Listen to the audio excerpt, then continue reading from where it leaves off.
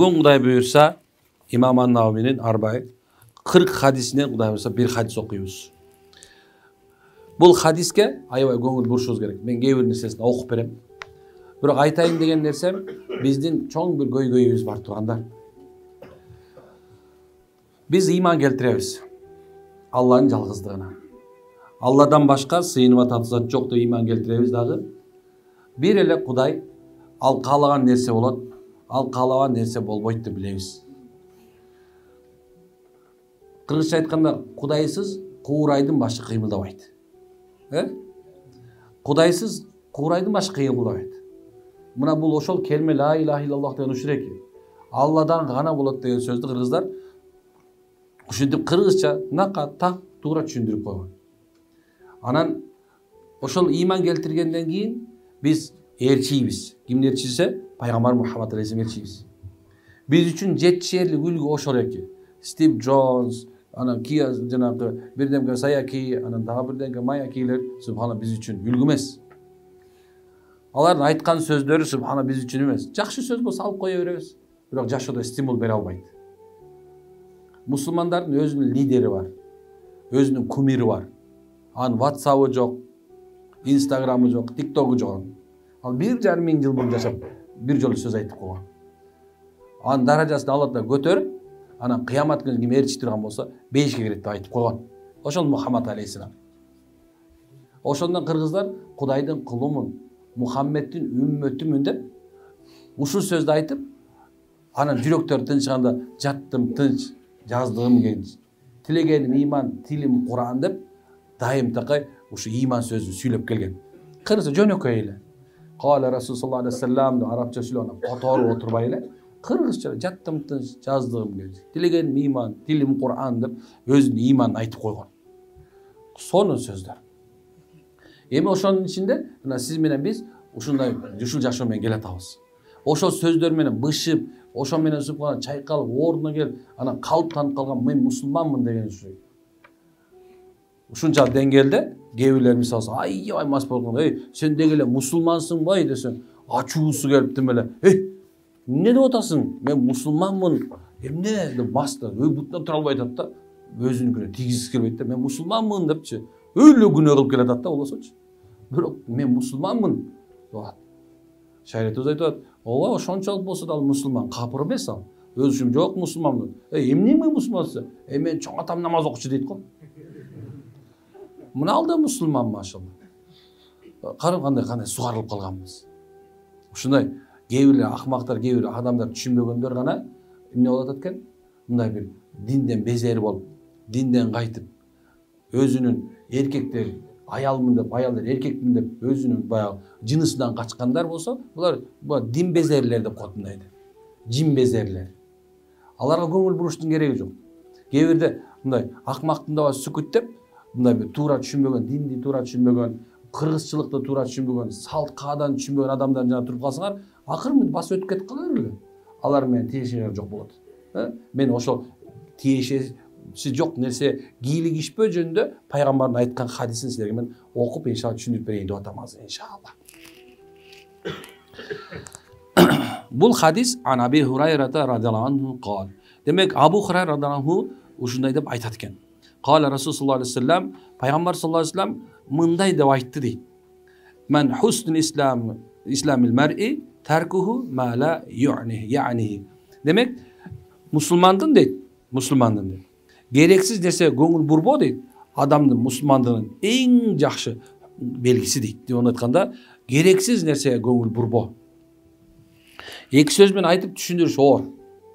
Мусулман керексиз нерсеге, өзүнө тиешеси жок нерсеге такыр кол салбаган жакшыраак. Азыр биздин чоң бир проблема, көйгөйүбүз бар. Биз бардыгына кийлигишебиз. Керекпи, кереги жокпу? Саясатчы эмессиң, бирок жалаң саясат сүйлөйсүң. Мындай кичинекей баладан баштап кемпир чалга чейин. Чын-чынына келгенде сен саясатчы болбогондон кийин сен түшүнбөйсүң жөн эле да, баягы кыслоомда эптеп эле баягы сөз түшүнөт экенди айтыш үчүн отуруп кийлигишип алгандар бар.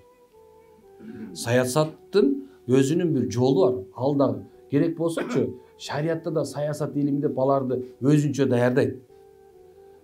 Кээ бир убактарда ушуну кичине эмнеге саясат да өзүнчө бир өзүнчө илим. Аны биз түшүнбөйбүз, акылым да жетпейт. Дагы бир нерсе, биз дайым такай кийлигишип алган, биз башка бирөөнүн жашоосу. Башка бирөөнүн жашоосу негизи чытырман токой. Ага такыр сен тиешең деле жок нерсе. Ал эмне мал алат, эмне машина алат, кандай үй курат, кандай аял алат, эмне төрөтөт, кааласа төрөбөтпөй коет. Ал анын өз иши. Бирок сен дайым ошо бул үй чөтө кыйшак болуп калыптыр, Land Cruiser албай андан көрө эле эмне кылып турам? Бул не то машина дейт, өмүр көргөн эмес кандай дейчи. Бирок сен айтып атасың, муну албай эле койбойт белең, керек эмне? Бул аял мондай албай, тетияктаган алсаң болмок.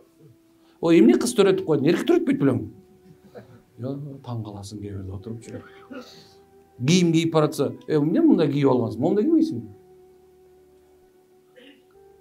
Дайым такай мында бир өзүнүкүнө баягы эме алып турат да мында. Бирөөнүкүнө эле кийиши, кереги жок сага ичинде. Ал сен үйдө сен жашабайсың, кыйшак болсо дагы. Жаман болсо да ал машинеде сен жүрбөйсүң, ал сеники эмес ал. Түшүнсөң, жакшылап түшүнсөң, ал сеники эмес. Кандай эле бирөөнүн баласын багып алып, өзүмдүн балам деп алдап жүргөндөр сыяктуу да. Шариятыбызда өзү ушундай да. Десе, бирөө бала баксаң, сооп табасың. Бирөөнүн баласын жетимканага алдың, бирөөнүкүн багып алдың, сооп таап атасың. Бирок ал сен Алла айтып атат, өзүмдүккенде алдабагыла. Ал убагы келгенде сени мен багып алгам деп айткыла дейт, аты жөнүң керек болсо. Айтып сен атаң боло береки, энең боло береки деп айтышың керек. Ал сенин милдетиң ал. Аны сен меники деп атын жазып алып, фамилиясын которуптуңбу да акың жок керек болсочу.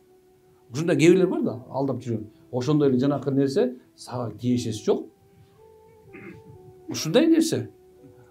Кээ бир адам ушуну менен атай заниматься этет. Иши ушул. Бияга да жанагы орустардын киносунда эки кемпир отуруп, мындай өткөндө мындай подъездде, мындай өткөндө жаман отуруп го. Муну бүт баарын билет го. Ушундай. Жашоодо неудачниктер бирөөнүн иши менен алек болот. Айтып атат пайгамбарыбыз да, керексиз нерсеге көңүл бурбоо адамдын мусулмандыгынын эң жакшы белгиси. Демек сен мусулмансыңбы? Не кыласың? Кереги жок сенин кошунаңдын нерсеси сага. Кийлигишпе, карабай эле кой. Дегенден кийин ушул жерде Мубарак рахимулла таала ушундай деп айтат экен. Ашыкча нерселерге карабасаң, жүрөгүңдө Алладан коркуу болот. Ашыкча сөз таштасаң, данышмандыкка жетесиң. Ашыкча тамак жебесең, жакшы ибадат кыласың. Башкалардын кемчилигин издөөнү таштасаң, өзүңдүн кемчилигиңди көрө аласың деген экен. Карасаң кандай сонун сөз. Эгерде сен башка бирөөнүкүн тыштаган болсоң, башка бирөөнүн кемчилигин караганча, өзүңдүн кемчилигиң көрүнүп баштайт экен да. Биз азыр өзүбүздүн кемчилигин көргүбүз келбейт. Бирөө сен айткан болсо, сен аны душман кылып алышың мүмкүн. Уккуң келбейт. Аял эркек ушундай. Ушунчалык деңгээлде жеттик, өзүбүз деле идеальный көрүп калдык. Негизи сен жөнүндө сын пикир айтылып турса, сен ошону оңдош керек болчу. Бир жылдары мен бир окуяны окудум эле. Бир аксакал өзүнүн баласын, акылы толуп калган баласын көчөдө ээрчитип баратып, көчөдө распродажа болуп аткан жака келиптир. Чет мамлекеттерде үйлөрдү ээси өлүп калгандан кийин анын ичиндеги баардык оокаттарды сыртка чыгарып туруп, аны ошол жерде бүт кийим кечесин, бүт жана оокат бакын сатат экен. Келип атасы мынтип карап атып, баягы ошол өлүп калган кожоюндун сүрөтүн сатып алат. Бала сурайт экен, ата бу тааныбайбыз го, тууган эмес, эч ким эмес, биз эмне аласыз мунун сүрөтүн, сизге эмне кереги бар десе, айтат экен, балам дейт, ушул киши болбогондо дейт, сен азыр менин жанымда турбайт болчусуң дейт. Кандай окуя десе, илгери мен бир чоң бир байдын баласы болчумун. Ушундай болуп жалгыз баламын, баардык нерсе бар, көп чоңойдум. Анан убакыт өткөндөн кийин бир күнү бир убакытта атам менен апам баягы авто кырсыктан каза болуп калды. Мага дүйнөнүн баары тийди.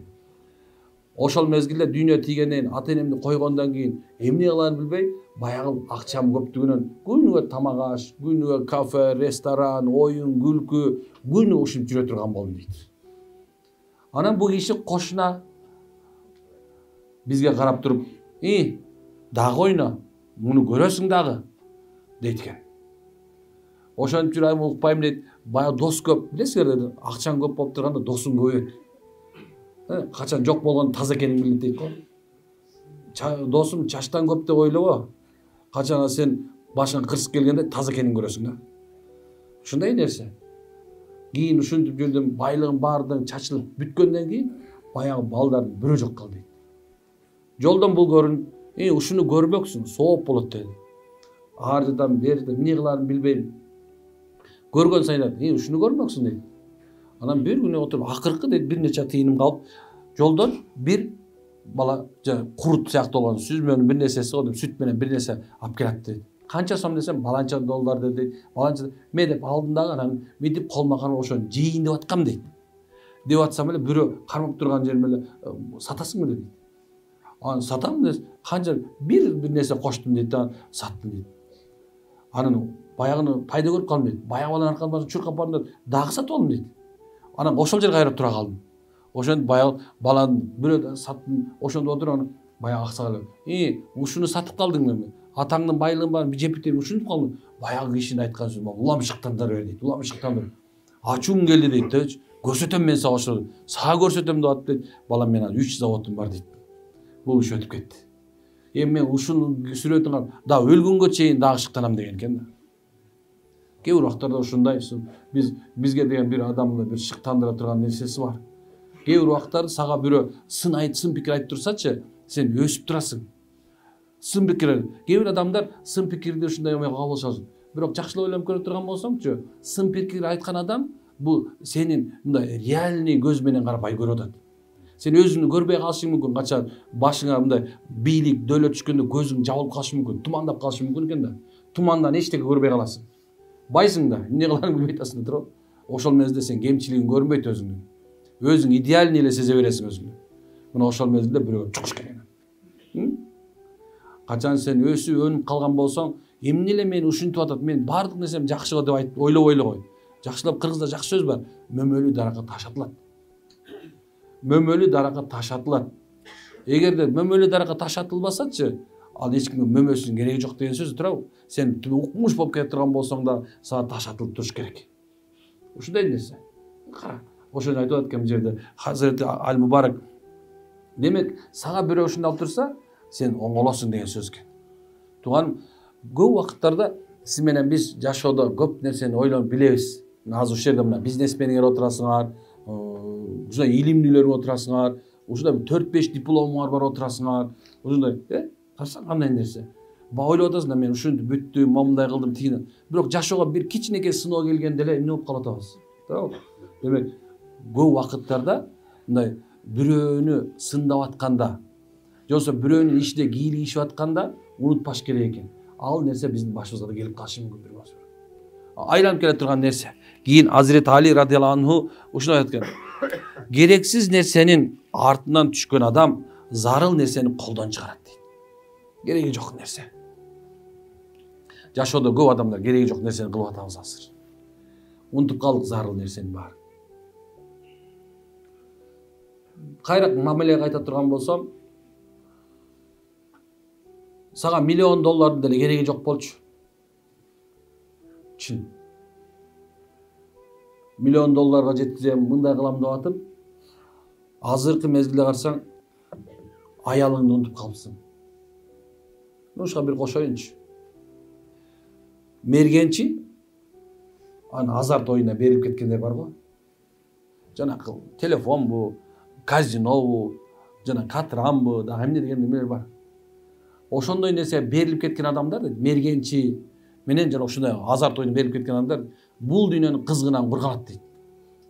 Ана алдыда кандай кызыктан кургалат десе, аялы менен болгон жылуу мамиледен, баланын ушундай бир балкыган жытынан, ушунчалык мындай бир жашоодогу достордун ушундай бир отуруп кайбатташып, каткырып күлгөнүнөн керек болсо, кургалып калат экен. Жалаң эле өзүнүн кереги жок нерсесине, баягы мергенчилигине тоо ташта чуркап жүрүп, даң атат да, керелден кечке үшүп, эмне кыларын билбей, атса атты, атпаса жок, субхан, эптеп түшүп келип, анан кийин баягы бир шишке жегенине ыраазы болуп коюп, кайра бир 5-6 күндөн кирип келип, Субханалла. Бирөө болсо керелден кечке түнү менен баягы эмеде отурат, баягы телевизорго тиктеп бир нерсе коюп койгон, утту уткан жок, көзү туанып кыпкызыл болгон, үйүнө кирип келген, чөнтөгүнүн акчасы бар жок. Ошентип субхана канча деген адамдар бул дүйнөнүн кызыгына курган.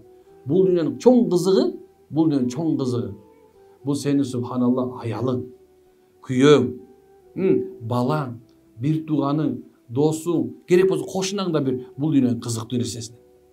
Көп адамдар азыр жалаң кереги жок нерсе менен алек болгон себебинен ушулардын кызыгын рахатынан кур калып калгандар толтура. Ошон үчүн ажырашып атасың. Ошон себебинен субханалла балдарың сени түшүнбөй атат. Ошон үчүн шүмшүк деп кыздарың, балдарың менин жаныма сөгүп турат. Мынтип калгансың. Жалаң дүйнөнчө дордой, жалаң ушундай бир эме, дагы бир базарда жүрүп, машина сатам, тигиндей кылам. Мынтип калгансың. Ошо сен урматтуу, азыр ушул жерде турганда, мына бир нерсени жакшылап ойлон азыр. Аз ойлош керек, аз. Мына көбөлөрүң уйкуңар келип атат. Көбөлөрүң субханалла калып турасыңар, качан бүтөт, качан дем салат. Көбөлөр көңүлдө бурган жок. Бирок субханалла ушу көңүл бурбаган адамдардын жашоосу оор азыр. Аялың кетейин деп турат. Молдоке муну менен жашаш невозможно болуп калды дейт го. Эмне кылайын муну, кетип калайын муну. Ушундай заман болду азыр. Керексиз нерсе, кереги жок нерсе менен жалаң көп алектенебиз. Керектүү нерсени унутуп калганбыз. Ошон үчүн керектүү немелер сен жанаган кетип атат. Кээ бир аялдар жалаң эле өзүнүн тырмагы менен эле кирпиги менен алек болуп калган. Жалаң ушул нерсе менен алек болуп калган. Ушул эле жерди карай берет да, мына бул территорияны. Бияк мындай болуп кеткен.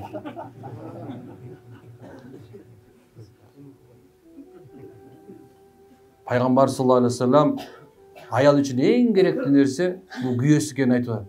Эгерде дандырдын түйүнө нан жаап атсаң, дандырга чаап койгонсуң камырды. Чаап койдуң.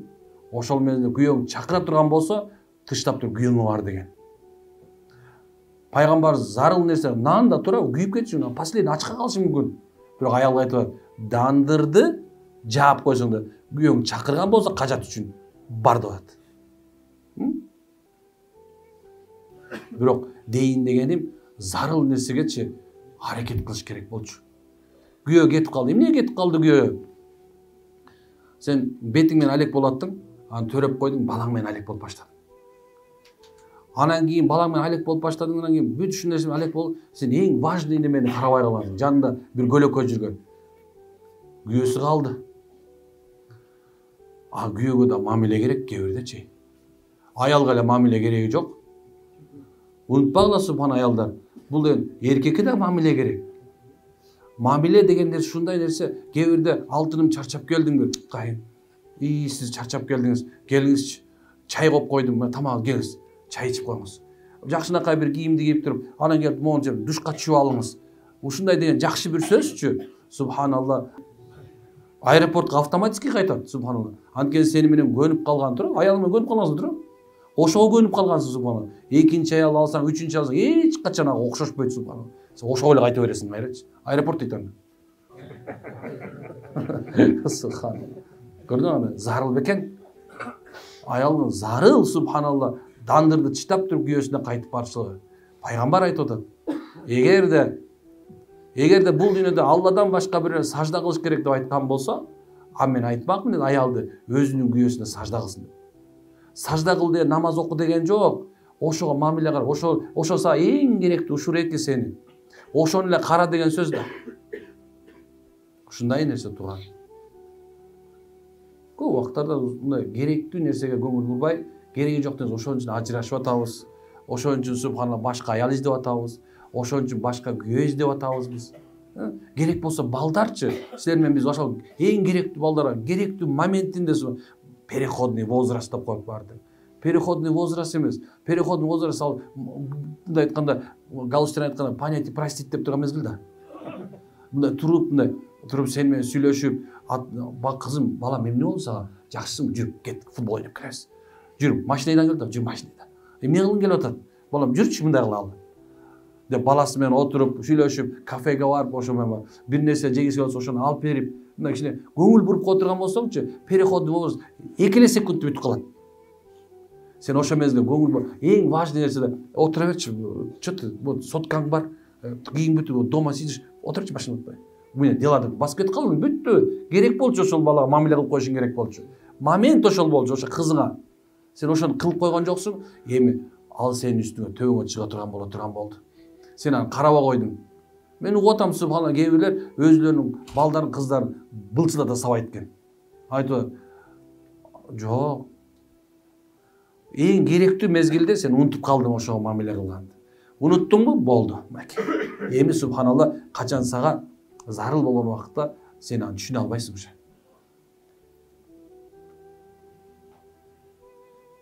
Кемчилигибиз көп бекен? Эркектин аялдын да кемчилиги көп. Бири-бирин күнөөлөй бериштин кереги жок.